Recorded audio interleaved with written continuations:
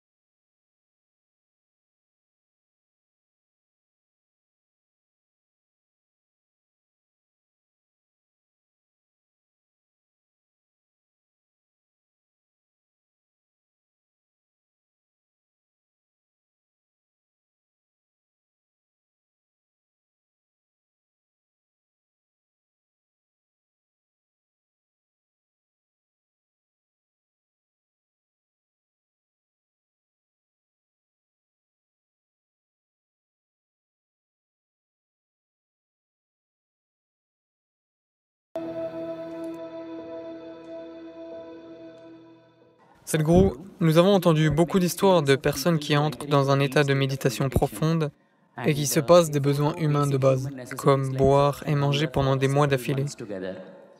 Mais la science dit qu'une personne peut mourir s'il ne boit pas d'eau pendant 10 jours. Donc pouvez-vous nous expliquer comment un tel état métabolique peut être atteint?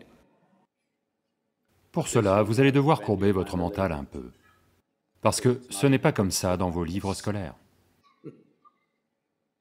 Pas plus tard qu'avant-hier, quelqu'un m'a envoyé un message du centre de yoga.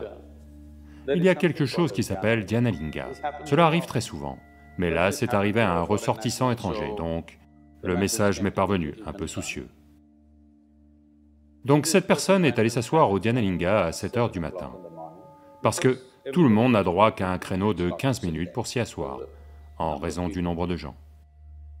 Elle s'est assise là à 7 heures du matin, elle n'a pas bougé avant 15 heures. Ça fait combien d'heures? 3 plus 8 heures. Elle est restée assise sans bouger. Elle n'a pas réalisé qu'elle était assise aussi longtemps. Elle pensait qu'elle allait s'asseoir pour 15 minutes. Donc, ils m'ont envoyé un message, « Sadhguru, elle n'a pas bougé, faut-il la déranger ?» J'ai dit, laissez-la tranquille, c'est bon. Et ainsi de suite, ça arrive. Une fois c'est arrivé, je me suis assis, il y a longtemps. Je pensais, c'était nouveau pour moi aussi à cette époque, je pensais que j'allais, vous savez, rester assis là 25-30 minutes. Quand j'ai ouvert les yeux, il y avait une foule immense devant moi dans un village, des guirlandes autour de mon cou, Ils essayaient tous de m'accaparer. Vous savez, en Inde, l'Inde étant ce qu'elle est. Et dès que j'ai ouvert les yeux, l'un pose des questions sur ses affaires, l'un veut savoir quand ses filles vont se marier, toutes sortes de choses. Alors j'ai dit, d'où venez-vous tous, bande d'idiots? Ils ont dit, vous êtes assis ici depuis 13 jours et...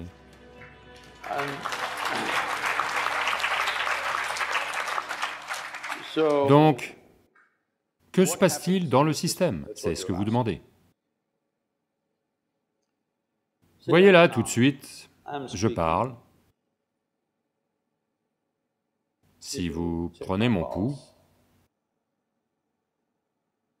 il est aux alentours de 55, 58, dans ces eaux-là. Si je reste assis tranquillement, il va tomber en dessous de 40. Si je m'assois simplement et que je fais quelque chose sans interagir, sans parler, bouger, si je m'assois simplement, il va tomber en dessous de 40. Maintenant, ceci est à l'aise. Il ne va pas créer de friction inutile à l'intérieur. Donc, la quantité d'énergie qu'il consomme est très faible. Vous êtes tous étudiants en médecine, vous savez cela. 20% de l'énergie du corps est consommée par notre cerveau, bien qu'il ne pèse que 700 grammes au plus. Donc, cette portion-ci du corps consomme 20% de l'énergie. Cette portion du corps n'en consomme que 80%. Si vous les comparez en poids, c'est 50 fois plus, beaucoup plus. Donc, vous devez comprendre que si vous maintenez votre mental d'une certaine façon, la quantité d'énergie supplémentaire dont vous disposez est énorme. Parce que vous ne consommez pas inutilement, il n'y a pas de gaspillage inutile d'énergie. Cela vaut pour tous les systèmes, qu'il s'agisse d'une voiture, d'une machine ou de n'importe quoi d'autre. Plus elle fonctionne sans friction, moins elle demandera d'énergie, n'est-ce pas? Tout ce qui a lieu avec beaucoup de friction consomme une énorme quantité d'énergie. Donc, physiologiquement, psychologiquement, énergétiquement, si vous faites fonctionner votre système sans friction, le métabolisme va chuter et vous allez fonctionner très efficacement.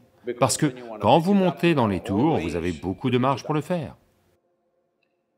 Quand vous voulez redescendre, c'est là. En ce moment, la marge qu'ont la plupart des gens est très très faible. Si vous les poussez dans l'activité, ils vont être complètement épuisés. S'ils n'ont rien à faire, ils vont paniquer. Si vous n'avez rien à faire, vous paniquez, n'est-ce pas? Donc, dans cet état, ça ne va pas baisser. Maintenant, tout ce que vous consommez est plus élevé, simplement parce que vous êtes à plus haut régime, c'est tout. On peut, en 3 jours, on peut vous enseigner une forme simple de méditation qui va faire baisser votre métabolisme d'environ 24%.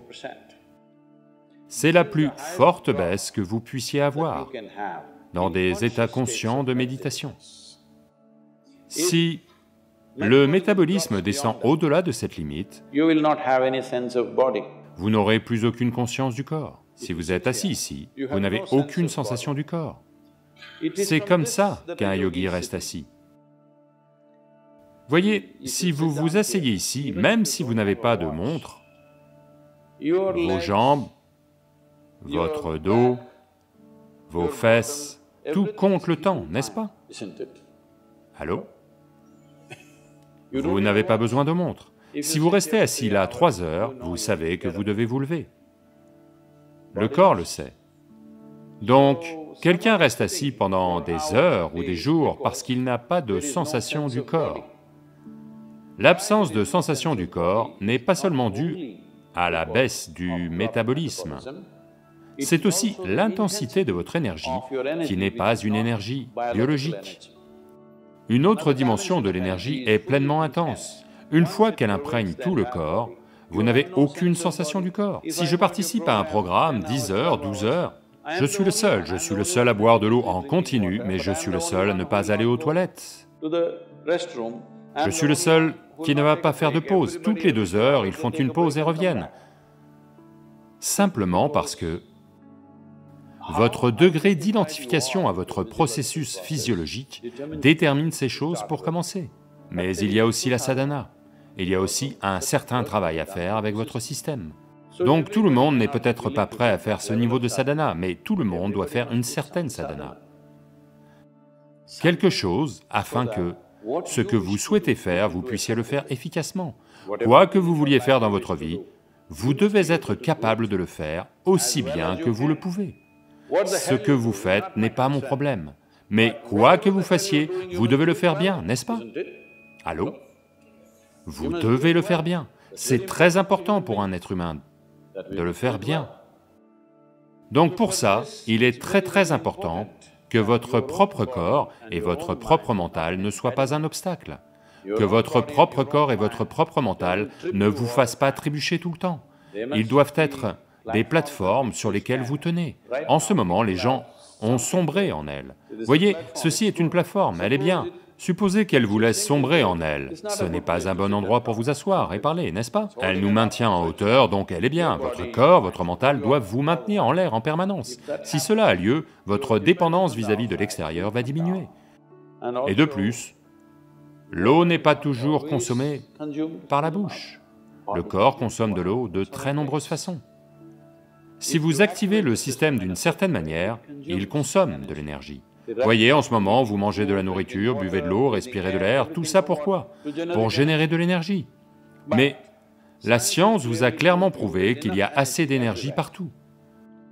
Donc si vous êtes capable d'absorber l'énergie telle qu'elle est, si vous êtes capable de vous en imprégner, comment cela est-il possible? C'est ce que le mot yoga veut dire.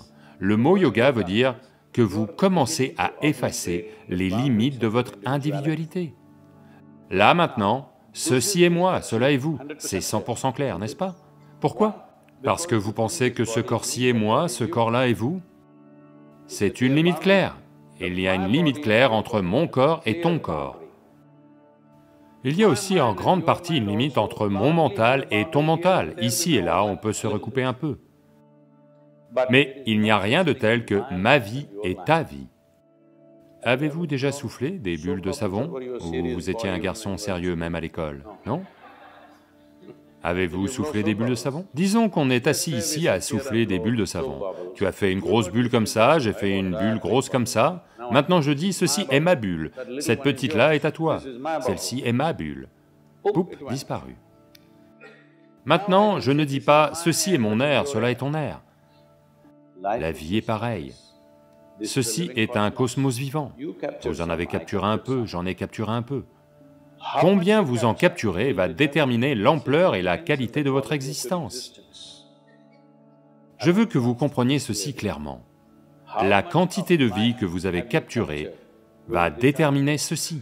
Vous pouvez avoir un gros cerveau, un énorme intellect, beaucoup de connaissances, mais vous ne vivrez tout de même pas une vie significative. Ce n'est que si vous capturez beaucoup de vie, si vous êtes une grosse bulle, qu'alors elle est significative.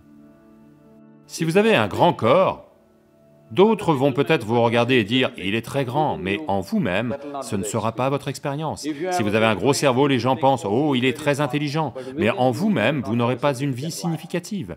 Il n'y a que si vous capturez une énorme quantité de vie en vous, qu'alors, en étant assis ici, rien qu'en étant assis ici, c'est fantastique aussi. Quand c'est comme ça, que vous ouvriez les yeux, fermiez les yeux, que vous fassiez quelque chose, ne fassiez rien, cela ne fait pas vraiment de différence pour vous. Alors seulement, vous allez vivre dans le monde sans être biaisé par votre intérêt, parce que ce que vous faites et ne faites pas, ce qui vous arrive et ne vous arrive pas, ne détermine pas la qualité de votre vie. C'est à ce moment-là qu'on peut vraiment vous faire confiance, n'est-ce pas? Autrement, on ne sait pas pourquoi vous faites l'opération. Ces questions sont apparues, n'est-ce pas? Je peux vous raconter une blague? Un homme va se faire opérer, il a besoin d'être opéré, donc il va chez le médecin. Le médecin dit, c'est aux États-Unis, donc le médecin dit, ça va vous coûter 36 000 $. Alors il dit, docteur, je ne peux pas payer ça, je n'ai pas d'assurance. Alors le médecin lui dit, ne vous en faites pas, payez 3 000 par mois. Le patient dit, mais cela ressemble à l'achat d'une voiture, vous savez, à un paiement en plusieurs fois pour acheter une voiture. Le médecin sourit et dit, oui, je suis en train d'acheter une voiture.